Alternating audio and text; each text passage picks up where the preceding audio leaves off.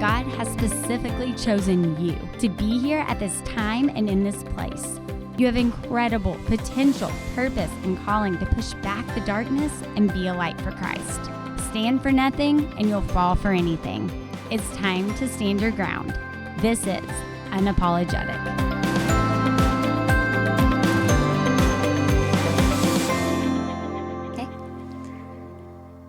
Hey everyone, welcome to Unapologetic. I am thrilled for today's show with Dr. Josh Straub. He is the founder of Famous at Home Ministry and book and resources, and he also has two incredible children's books out about how to handle worry and anger in a biblical way and a practical way.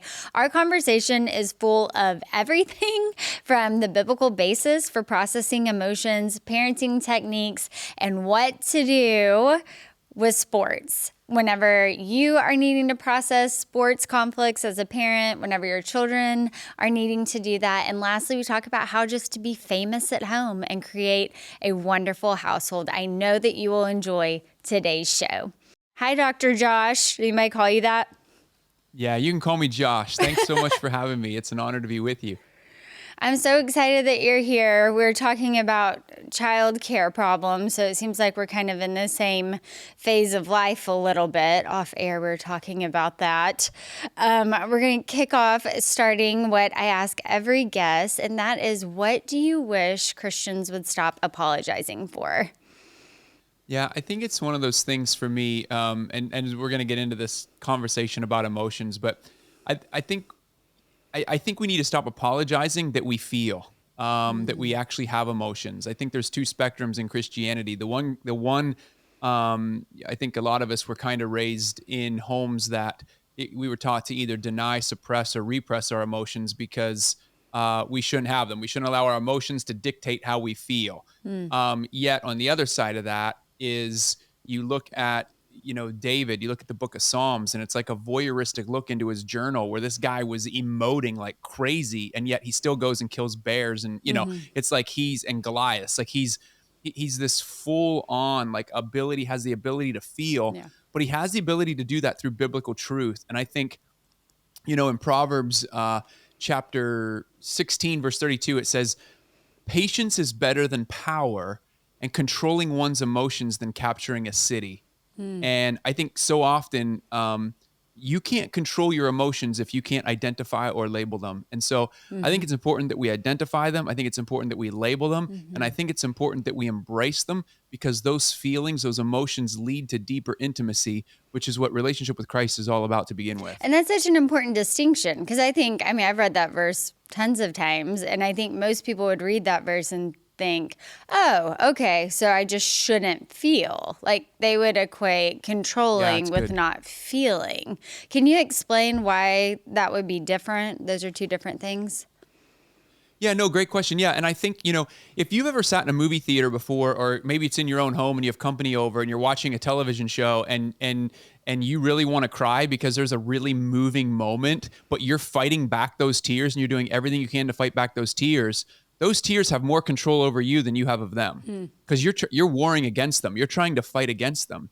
And so I think the reality is it's like these emotions that are not talked about, that are not processed, they will catch up to us. And a lot of times it happens physically. Yeah. There's a great book out there called The Body Keeps the Score. And it really talks about how our body stores trauma, and it stores unresolved emotions throughout our lives. And a lot of physical somatic symptoms happen as a result of not processing emotion and not processing things that happen to us throughout life. And so I think that's what David's doing throughout the book of Psalms, is he's using, look at Job as he's processing with God. You see it all throughout Scripture. And so I think we shouldn't be afraid of emotions. I think we should embrace them. They're given to us by God. We're created in His image. And if we're created in His image and we have them for a really good reason. And I also think a lot of times emotions are how God speaks to us. It's how He interacts with us in the world around us. I do a lot of, my prayer time a lot of times is I use a prayer of examine, where I look back on the day and I look at what was I feeling and where was God in that feeling. And a lot of times He's speaking to me about a situation through my emotions and through my feelings. That doesn't mean those feelings dictate how I act or behave.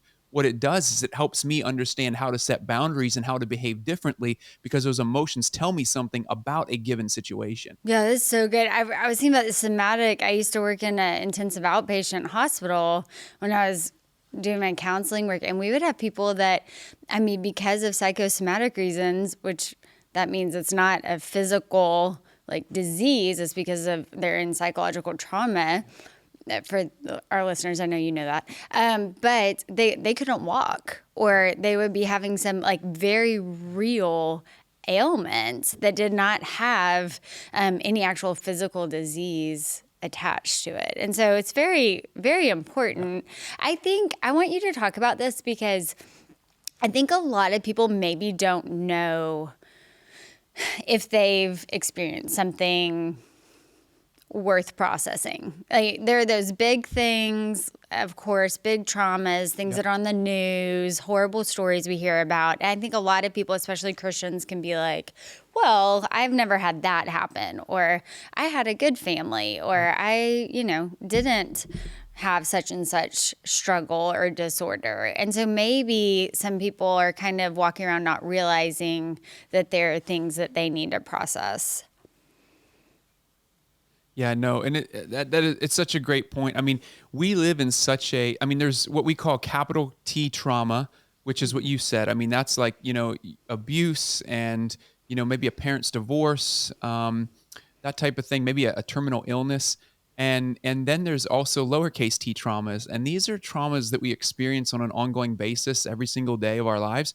We've lived, generally speaking, over the last number of years through a pandemic and through everything happening in our world with little lowercase t traumas. And I think that, it's important to recognize those. I mean, even you think for your children, I mean, we're talking about, our children today. You think for our children and what they've experienced, in terms of having to wear masks, or, and then, not being able to see people's faces, things like that. I mean, and going to school and not being sure if they can go to school, if, they're going to get sick, if they're not going to get sick, is a loved one going to die? I mean, the constant worry, even around illness, the constant worry around, is something going to happen? Is something bad going to happen? That worry, that when you live with that on an ongoing basis, it what it does is it raises our limbic system, our fight, flight, or freeze response, where we're living on edge all the time because we're not really sure what we're going to get. And that can happen not just with illness, it can happen with any area of your life. It could happen with finances, it could happen with, someone that you live with who is unhealthy, and or someone in your life who's manipulative, or that type of thing, who you never know what you're going to get. And so you're always ratcheted up, and it leads to a place of living out of unsafety, where you don't feel safe, and you have to put up guards and barriers to who you are to protect yourself. And I think those little things are huge and really important to be able to process and talk about as we navigate our day to day. I'm so excited to have you on the show. I told you this before we started filming, and so I want to make sure, because there's so many things I want to talk to you about, but I want to make sure we hit on these two things, probably for selfish reasons, like because I have so many kids. But I want to make sure that we talk about two things, and I want to talk about worry, and I want to talk about anger. And I want to talk about those things as they relate to children. And I just want to say, as a therapist, I'm sure you've had this happen too. I know this stuff, and I've had stuff happen all the time in our home where I'm like, I know better. I know that that's what this is. I know that's what this like one's struggling with. Like, it's textbook, but why did I not recognize it in my own home? Just even with little kids, little tantrum, I'm like, I know what I'm supposed to do here, but sometimes it's hard to put it into practice. But I think, some of that awareness comes from having counseling training. I've really noticed a lot of parents not necessarily able to realize when their child is nervous or anxious, worried, and what to do with that, other than say, well, don't you know you're not supposed to be worried? Can you kind of speak to that? How do we know if our children are worried or absolutely. anxious? And I just want to say this too, even to your situation, to those of you listening, watching right now, it's one of those things where we live such busy lives, and it's to constantly be paying attention, or to, you see your child have some type of behavior that seems out of sorts. And a lot of times our natural bend, our brains are wired to either correct it or tell them not to do it because it's the Mm-hmm. easy thing to do. Because Yeah. there's so many other things going on in our brain that we have to balance, from work to finances to our marriage to, schedules to vacations to, all everything that's going on, school, and making sure the kids have all their schoolwork done, and all those things. And so it, it's easy to kind of do the quick thing as it Mm-hmm. relates to parenting. It's easy to do, and there's two ways we typically do that. We typically either lead from an authoritarian standpoint, like, if they're acting out or misbehaving, it's like, hey, I'm your parent. You need to stop doing this because I said so, and that's that. Or we go to the other direction and we're like, you know what? It's okay. It's permissiveness where it's like, it's okay, just do it. You're going to do it Mm-hmm. anyway. Like, because those are two of the really lazy ways that we parent. And most of those, by the way, most of those, or those two ways are important at certain periods of Mm-hmm. time. They are important to use. But if there are defaults, what ends up happening is we're never entering into the world of our Mm-hmm. child because we're not inviting them into the dialogue. We're either Mm-hmm. telling them it's okay to go do something, just go do it, or we're telling them not to do it, you shouldn't be doing it. And it's like pushing the child away, and we're not inviting them into conversation. We're not Mm. entering into their world to see what's really Yeah. happening, which takes intentionality. It Mm-hmm. takes the awareness, and it takes putting aside our to-do lists and Mm-hmm. all that type of thing. And so I think we all get it wrong at times. We're never going to all get Yeah. it right. But the more that we can pay attention to, you start to see your child maybe not eating as Mm-hmm. much or eating more than they Mm-hmm. normally do. You start to see your child not sleeping as well or sleeping more than they normally do.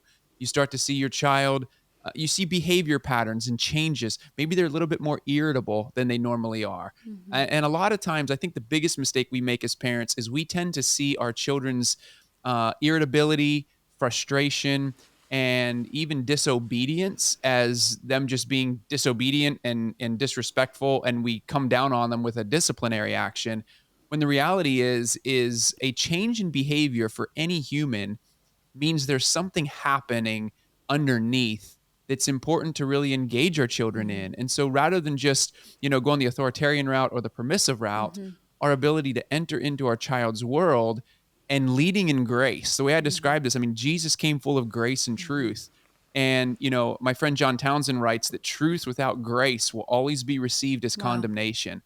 And so we don't want to always just lead in truth, Mm-hmm. truth, truth, truth, truth. We want to enter in with Mm-hmm. grace, enter into their world, find out what might be happening in their inner world. And then it has a calming effect on their brain. We talked about living in the limbic Mm-hmm. system. We talked about living where we're all keyed up all the time. Our children have, what's going on is they're keyed Mm-hmm. up. And I believe in a finite way, we as parents get to be we get to be that piece that can help calm our child's brains when they're Mm-hmm. overwhelmed by simply entering their world and just doing a little investigation as to what's Yeah. happening. Gosh, that's so good. There's so much there. I was thinking about parents are kind of probably like, well, when is it okay just to get them to obey real quick? And when is it okay to be permissive? I know for us, like if it's a danger, if you're trying to get them out of the road, you don't sit there and Yeah. think, now, what were you thinking about the road? Like you're just like, get over here. Like, that would be an example. That's exactly and then right. Yep. permissiveness, there are days we are at church forever. We're all exhausted. I'm not going to try to get the toddlers to obey at 11 o'clock at night. I'm just not. Like, we're all exhausted. We just need to go to bed. So, like, those are just kind of some quick. And those are two very fantastic ways. Yep, those are two those are exact, like if it's dangerous or something, like and it's that's when you're coming down with the authoritarian side. And exactly as you said, there's sometimes you just have to let the concern go and Yeah. just be like, you know what, it's chill. And those are two great examples of that. So I want you to talk about this because I recently was in several conversations with moms. We were talking about the pandemic, of course, and the little T traumas. And I had 3 2-year-olds during the pandemic. And so while a lot of people, like they're trying to teach 2-year-olds to behave, we were trying to survive. I was not going to go crazy trying to get 3 little 2-year-olds to do everything I say within our living room. But now, and I felt like that was the right decision, not that they could just do anything, but we were definitely in like a survive mode. But, our family, that's one way we're trying to have like kind of play catch up of, okay, we didn't really have a normal life for a few years. And I do feel like we're having to catch up with just kind of some of the things that you're talking about. And I know a lot of parents are feeling that way, especially if they had children that were really developing. We all know the increase in multiple issues with this generation of children, and they're behind. And can you just kind of speak to that? I know a lot of parents are pretty concerned. Yeah. No, great question. And this is one of the things. So we have a couple of different children's books on this, and one of them is called "What Am I Feeling?" And it's to help enter into a child's world. There's a pull out feelings poster in there for parents to be able to help their children label what they're feeling. And then, as you mentioned earlier, Julie, we have "What Do I Do with Worry?" and "What Do I Do with Anger?" And "What Do I Do with Worry?" came out during the pandemic, which was pretty timely. And it's one of those concepts where when you look at, what's happened in our world, and you see the increasing anxiety and depression, and you see the increasing, developmental delays among children and that type of thing. I think at the end of the day, what it comes down to for us as parents and as families is to really hone in on developing our household. And I know a lot of us were at home that entire time. And you're like, wait a minute, now that things are opened up, we want to get out of our house. But I genuinely believe God developed the household, and he writes about this through the book of this is what the book of Ephesians is about, is how we are of the household of God as sons and daughters of God. And I genuinely believe that whole letter to the church of Ephesus is about God using the household as a tool, as a vehicle to further advance his kingdom. Wow. And so we're all about integrating our home, our children, our work, who we are, as much as we can, rather than individualizing everything. Yes. And so we live in a very individualistic culture. We live in a very individualistic time.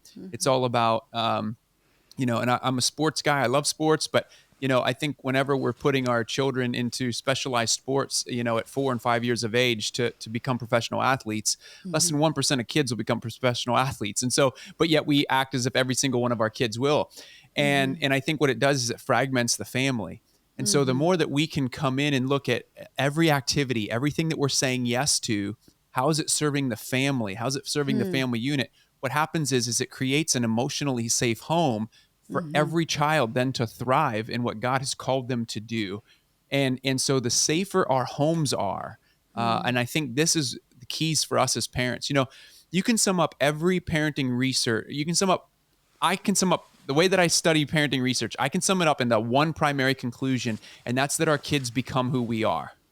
So Yes. I don't like the word parenting, so to speak. I would rather use the word becoming, because my becoming has way more value in how my kids will turn out than what I know about or how I do parenting. Okay, so let me ask you about that, because we're talking about, it's hard for me not just come out and say what I'm saying. Toddler soccer. I saw more parents, like Ryan and I were just like, this is hilarious. It is what it is. We were not upset by it. Yep. We thought it was funny. We weren't expecting them to act twice their age.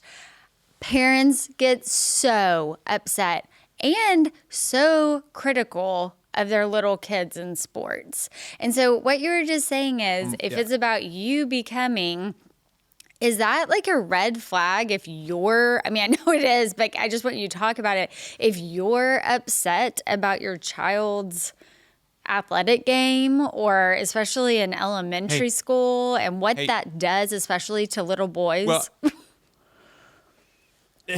we're getting into it now. No, we need to, though. It's so crazy. I'm going to give this is great. There's data on this. So there's research showing that our kids won't outgrow our emotional maturity while they live under our roof. Wow. So my emotional ceiling is going to be my children's floor. And so if I'm emotionally stunted, and I'm living out my unrealized childhood dreams through my children, then I am going to live them out at that age that I'm stuck at emotionally. Wow. And so there's another research study done. It was a meta-analysis that we write about this in our book, Famous at Home. There was a meta-analysis done that looked at what are the top 10 parenting strategies to get the outcomes we most desire in our kids. And of those top 10, I'll name the top 3. What they found was a research study it was a meta-analysis done by a guy named Robert Epstein. And we cite this in our book, Famous at Home. But in there, they found that the top 3 parenting strategies to get the outcomes we most desire in our kids, number 1 was love and affection, which makes sense. And I'll come back and talk about that in a second. Number 2, and this is speaking to what you're talking about, a parent's ability to manage his or her own stress. So my ability to manage my own stress and my stress level related to how my children are doing on the soccer field, or that my identity is put in how great of a soccer player my child is, or that, right? It's like, if we're putting our identity in those things, for some reason, I think we come to this place of thinking that if our children aren't great soccer players or great wrestlers or baseball players or whatever it is, that it's a reflection on who we are as a parent. And what we end up we end up living out of our own emotional immaturity and putting that pressure. No, it's no wonder our kids are so stressed and anxious today. The amount of pressure we put on them to perform is mind-boggling to me. And so the third greatest parenting strategy to get the outcomes that we desire in our kids is how you treat your spouse or how you treat a co-parent in a divorce situation. So I would argue, and I'm just going back to what I said earlier, the top 3 of those top 3, I would argue that none of them have to do with a direct relationship with my child. They have everything to do with who I'm becoming as an adult. And the reason is because you even look at love and affection, my ability to truly love my kids in a selfless way, where I'm not selfishly loving them or conditionally loving them, is a reflection of how well I have received love in my own life. You know, 1 John says we love because he first loved us. My ability to receive love from the Father is how well I show up for my kids. And so I constantly believe that it comes back to who I'm becoming, and just really paying attention to that. Because if I'm putting undue pressure on my kids, it's not fair to them. No. And that goes with worry too. I know we would talk about that a lot in counseling. Parents would bring in anxious children. And I mean, without fail, it was, okay, mom or dad, do y'all struggle with anxiety? And of course, everyone has their own things that they're struggling with, but realizing the things you say in front of your kids, I mean, no one's perfect, but like we still can try to be aware that we're not really like playing out our anxious thoughts and behavior in front of children, because they catch it every time. And I'm not sure that everyone understands. A lot of people see it. They're like, oh, I have an anxious child, or I have a child that worries a lot. Right. But that didn't come out of nowhere. And that's not to condemn. It's like what you're saying. Like, it's just to know, wow, like they're really picking up on this. I'm stressed out. I need to make sure that I'm healthy. Well, I think it's a reflection of the culture we live in. It goes back to that. I mean, we live in a very stressed culture. I mean, if you have news on mainstream news in your house at all, there's a spirit of fear that's in your house. And that in and of itself is then going to have a ripple effect into any technology that we have. It's going to have a ripple effect into keeping busy schedules, our to-do lists. I mean, how stressed out are we as parents so often, and this is myself included, over not getting my to-do list done, where I'm prioritizing my to-do list over just sitting and playing with my kids. And, you know, kids play is everything. And yet we're rushing them from one activity to another, one school project to another. And I mean, I think that in and of itself, to not even talk about technology and screens, because I think technology and screens, Dr. Jean Twenge out of University of California, San Diego, she finds this in her research. So this is not, I'm not using anecdotal data here. This is real data. I mean, screens are what are causing a lot of the increased anxiety and depression today in kids. But let's get rid of that, and let's just look for like a book, just at the culture, the way that we run our homes. I know, you know, absolutely. Yeah. And I'm so glad that there are people like you and your wife that are so just forward. You're pushing us all to do better and think differently.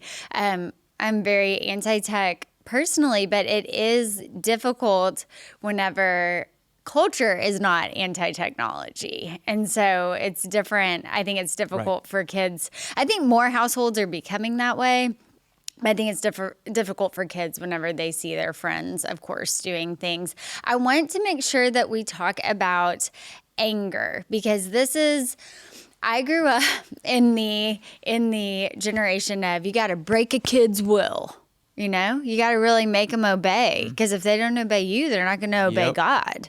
And whoa. And I mean, that's what you're supposed to do as a parent, is break down that kid so that they're blindly obedient. And that is definitely not how Ryan and I parent. And I know that's not how y'all parent, but can you just kind of explain to people listening why we kind of know that there's another way you can go and still be biblically parenting?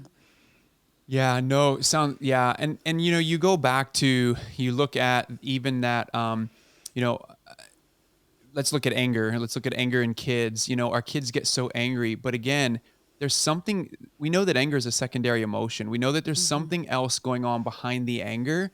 And so often what we do, discipline, by the way, was number 7 on that list of top 10 parenting strategies. It wasn't even in the top 6, right? But instead, what was in the top 6 were about the environment that we're raising our kids in. And I think that's what Proverbs 22:6 is all about too. Raise a child in the way they should go. When they're old, they won't depart from it. It's about the environment of your home. It's about the environment that we're raising them in. There's a reason that Ephesians, Paul writes, fathers, do not exasperate your kids. Right. Don't provoke them to anger. You provoke them to anger by leading in truth and condemning them and shutting them down. And so, I mean, you've ever had anybody yell at you because you did something wrong? I mean, think about a boss just yelling at you all the time. It shuts your soul down. It shuts you down. You start to question, do I have what it takes? Am I really worth it? All those things. And I think that as you read throughout scripture, there's this is all about, Jesus always leads in grace. He comes full of grace and truth.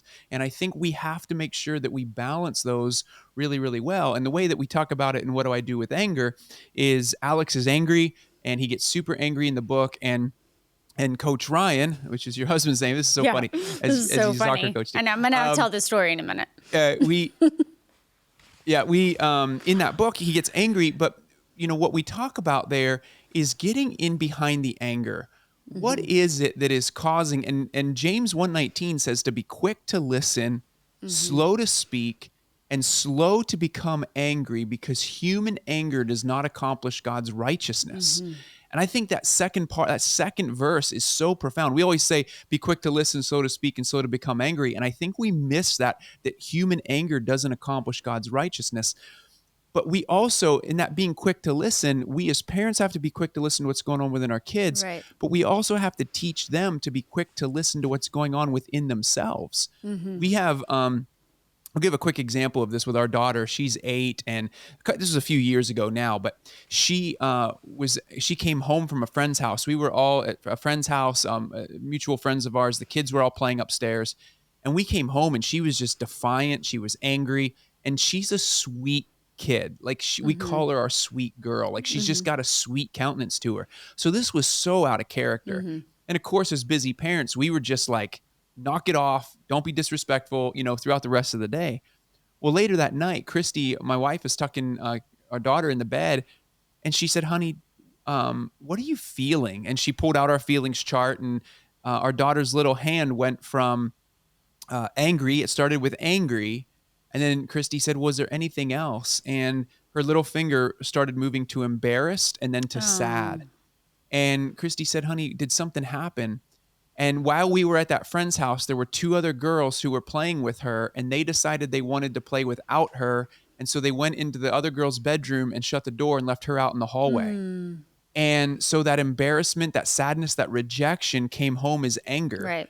And if Christy hadn't sat down that night and just entered into her world to find out what was going on behind the anger, it would have been very easy for us to see anger and a defiant kid that we needed to, make more obedient. Right. And I think, it could be that people get a little overwhelmed, like, oh no, like I have to check in on every little behavior. But I know for us, because it's pretty crazy at our house too, just having those times where you're checking in, like, okay, we check in, like what you just said, like every night before bed. Obviously, if there's a difference in countenance, you would check in. But I think just putting those practices in place can just make sure that that's something that you're constantly. Moses gives us a great framework for that in Deuteronomy 6, right? I mean, it's like in the morning, when your kids wake, meal times, drive times, when you tuck them in bed, our ability. And I want to say this too. I've learned this from a lot of parents who've gone before me. It's those golden moments that mattered for kids. It's those moments where you didn't plan it. There was no formula for it. It was just a moment where kids decided to open up about something going on in their life with their parents. And the only way that you can't manufacture those. The only way that you can help those to happen is by creating a safe environment and consistently being there for your kids on an ongoing basis. Doesn't mean you always have to get it right, but it's just that you're consistently present and available if they do need to talk. And then when they do, those golden moments just happen because you set the foundation for that. Absolutely. I have seen this. I know we're coming to a close. I do want us to end talking about this, though, because I do see a lot of children or teenagers, and maybe they aren't acting out. Maybe they've been so told they can't feel that they are very composed and that they do the right thing and they don't seem like they're angry or act out. And then they're 18 and they leave the church and we never see them again.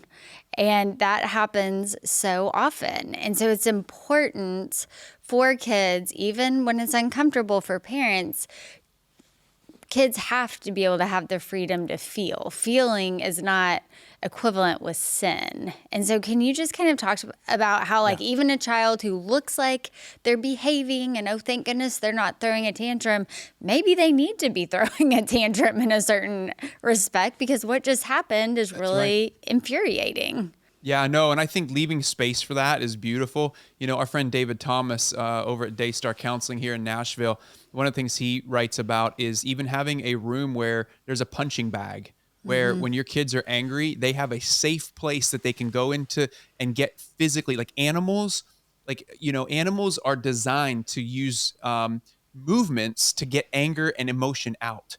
And so are we, going for a walk, going for a run, teaching our kids to physically remove the anger. I work out, and I work out more so for my mental health than I do for my physical health because it just helps me process the day as I'm lifting weights.